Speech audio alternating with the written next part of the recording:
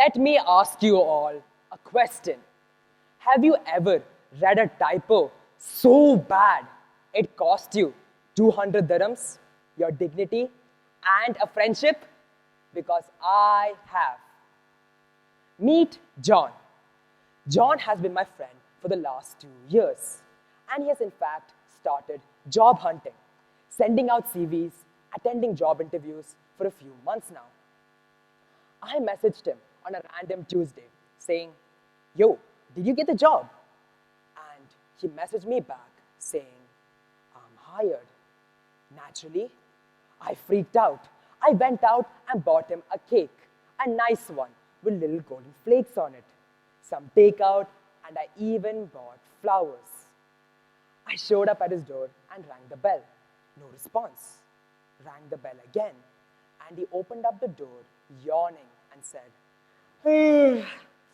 "Why are you here?"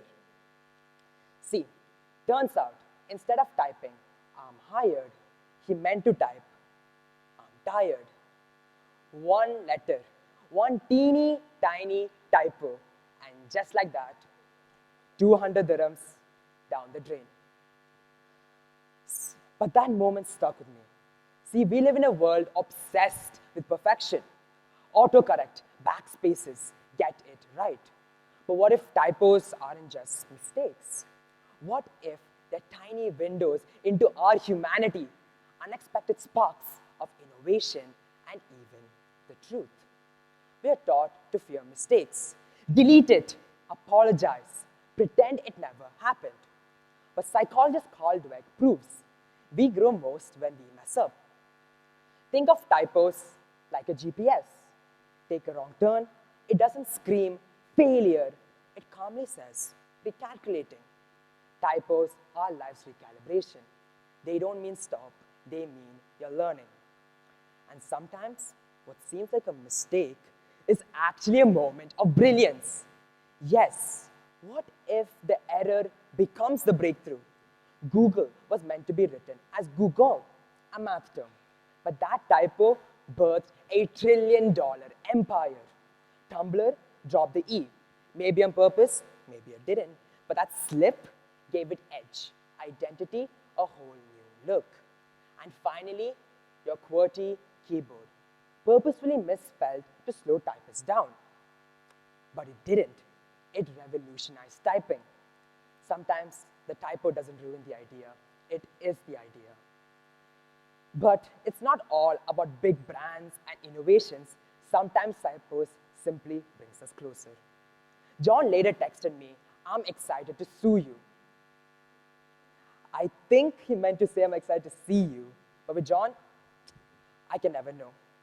And somehow, that tiny typo created a memory that I'll never forget.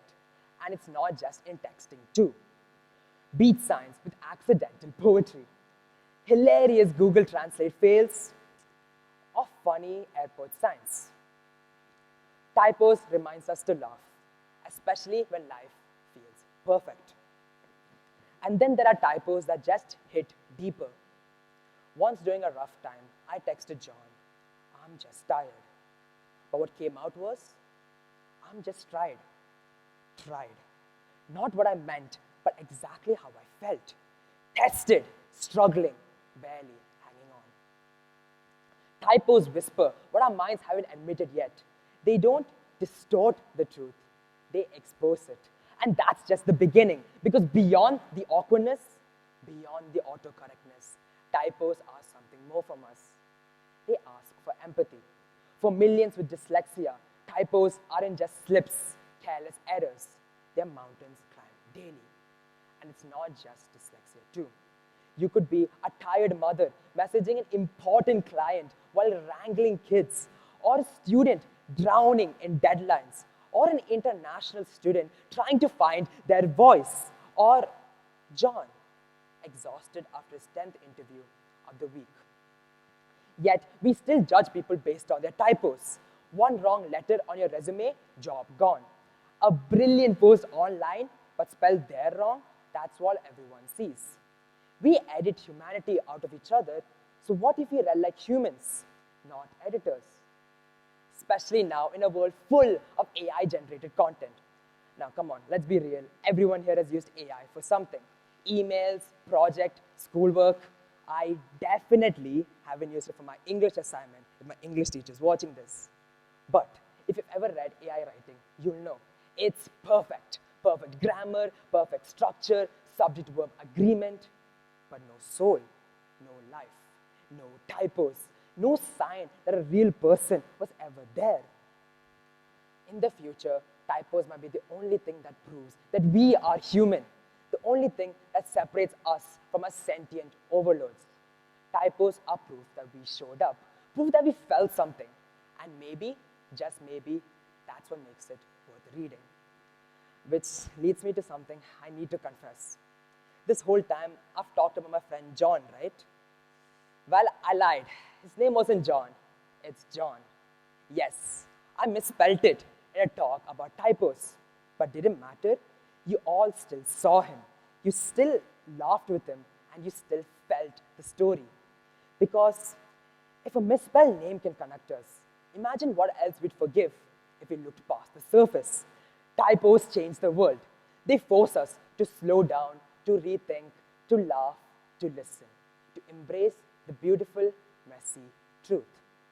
So, the next time you see a typo, yours or mine, just remember, perfect is overrated. Imperfection is life. Thank you.